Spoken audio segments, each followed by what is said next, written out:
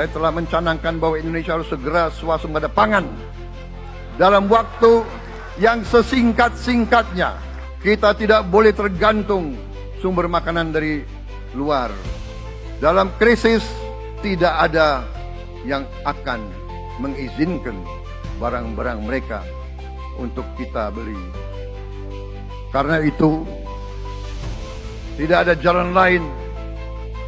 Dalam waktu yang sesingkat-singkatnya, kita harus mencapai ketahanan pangan. Kita harus mampu memproduksi dan memenuhi kebutuhan pangan seluruh rakyat Indonesia. Saya sudah mempelajari bersama pakar-pakar yang membantu saya. Saya yakin paling lambat 4-5 tahun kita akan swasembada pangan. Bahkan kita siap menjadi lumbung pangan dunia. Negara dunia tidak baik-baik saja untuk sektor pangan. Dunia saat ini krisis pangan dan energi. Kita tidak boleh lengah, kita tidak boleh tinggal diam. Pangan adalah identik dengan ketahanan negara. Kalau pangan bermasalah, negara bermasalah. Ini paling berbahaya, paling vital di negeri ini, di republik ini. Makanya aku minta tolong dijaga ini pangan, kita jaga bersama. Jadi gini, dulu pengalaman kita, karena saya petani tulen, kalau di pinggir, padinya di sini, itu pasti malainya bagus. Sehingga kesimpulannya para peneliti, jadi yang di tengah itu kenapa jarak? Supaya dia merasa bahwa dia di pinggir. Pencahayaannya, fotosintesisnya tinggi, sehingga produksinya naik 20%. Biayanya murah. Pertanian itu tidak diperdebatkan, tapi dikerjakan, ditanam. Kalau didiskusikan di panggung, nggak selesai itu pertanian. Benar? Di situ masalah besar kita. Karena terlalu banyak orang pintar, tapi kurang yang melakukan action. Gagasan besar tanpa action itu hasilnya nol.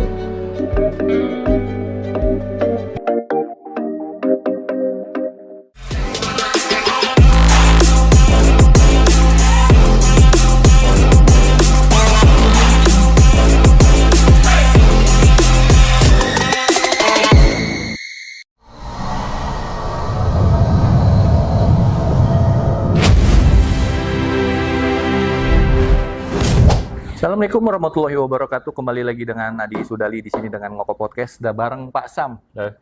Ketemu lagi nih Pak. Bisa silaturahmi. Kebetulan kita lagi ada di apa nih Pak tempatnya nih Pak? Siskrop ya. Jadi ini AWR namanya, untuk memonitor semua kegiatan pertanian di seluruh Indonesia. Oh, seluruh Indonesia ya Pak? Ya, jadi nanti kita perlihatkan baik nanti yang perkembangan maupun yang real time nanti bisa kita perlihatkan sini. Nah ini sistemnya langsung pakai satelit atau orang yang masukin data nih Pak? Nah kalau yang ini namanya Siskrop, ini yang kami kembangkan kembangkan beberapa tahun yang lalu oleh Badan Litbang kita untuk melihat perkembangan pertanian khususnya padi. Oh padi. Jadi dia dalam kondisi berakah, sedang pertanaman kah, udah siap panen kah, kita bisa monitor dengan ini dengan menggunakan data satelit. Ya. Jadi arah untuk ke swasembada pangan jadi terkontrol banget tuh Pak ya?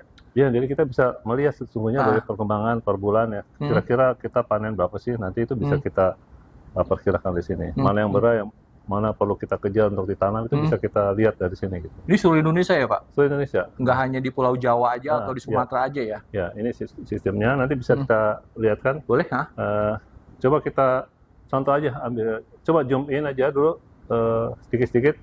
Nah, ini makin lama. Ya, stop dulu sini. Nah, ini kelihatan.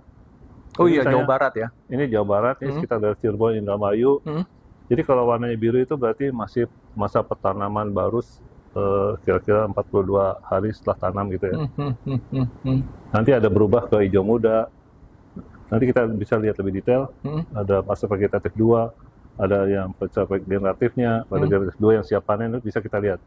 Coba kita ambil contoh yang pleret misalnya.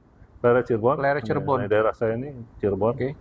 Misalnya. Itu khusus untuk pleret aja Pak, jadinya Pak? Ke zoom in-nya gitu ya? Iya, jadi ini udah. Udah kuning itu Pak? Ya, ini kan ada macam-macam. Kalau merah tua itu berarti ada beras ya.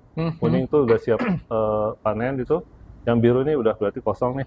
Air yang ya? ada air, tapi udah fase air siap ditanami lagi. Oke. Nah, Nah, kalau kita lihat berapa sih luas baku sawahnya di Kecamatan Pleret ini ya, ini ada 710 hektar. Ya. Nah, produktivitasnya 7 ton di daerah ini. Itu produktivitas itu ke produktivitasnya ya? Iya, berapa ton per Berapa hektar. ton per hektar? Nah, padi ini 67%, yang diberakan yang merah itu ya, kira-kira 20%, dan yang sedang diairi ada 14%. Jadi kita bisa lihat di Kelihatan sini. ya, yang terjadi. 67% itu. Nah, ini masa tanamnya ini waktu dari 67%, sebelum itu berapa bulan itu, Pak? Sekitar Ya, berapa kalau bulan? ini hijau kan berarti yang baru, Pak. Yang baru ya? Baru tanam. panen ya? Baru tanam. Baru tanam. Masa yang hijau ini muda. Kalau merah berarti ini berarti sudah dipanen ya. Oke. Ya. Yang merah itu baru Biru dipanen. mau ditanam lagi. Nah. Itu Kecamatan Pleret ya, di satu titik aja. Itu penyebarannya seperti itu ya?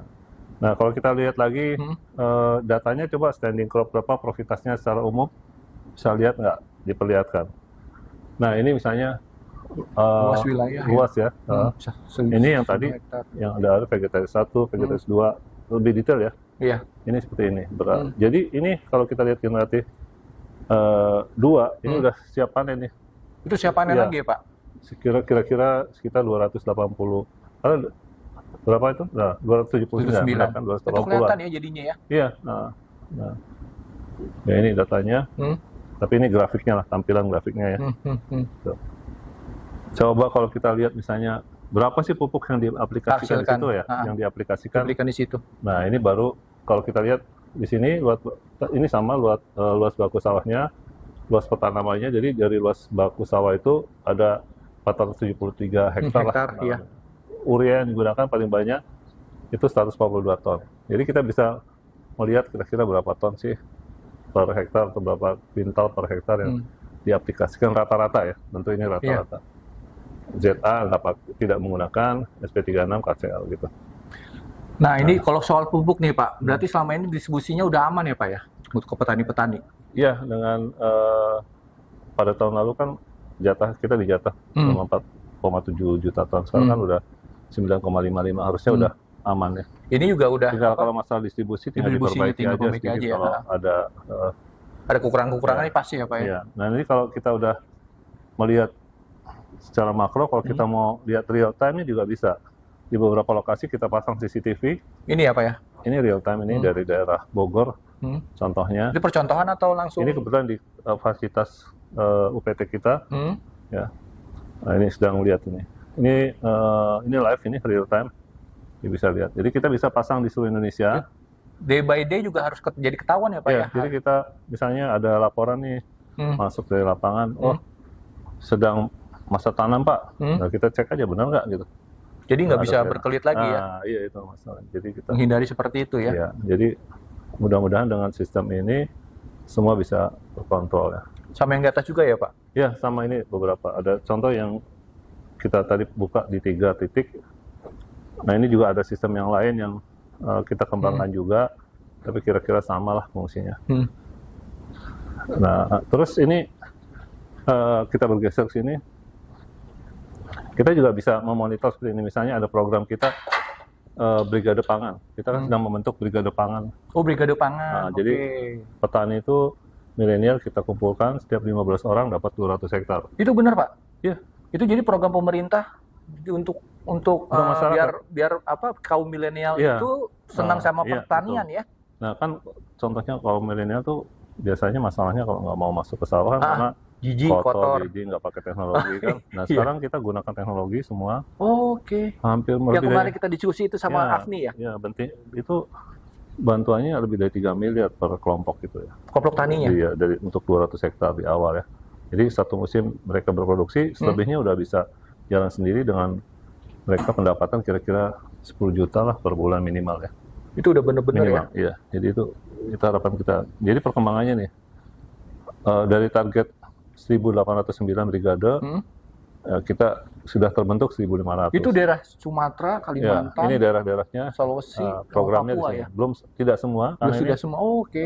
Kayak transmigrasi dong, Pak? Enggak, bukan transmigrasi. Mereka diikutsertakan, kan ada pemiliknya di situ. Nah, mereka membantu pemilik, bekerja sama dengan pemilik untuk memanage 200 pertanian itu.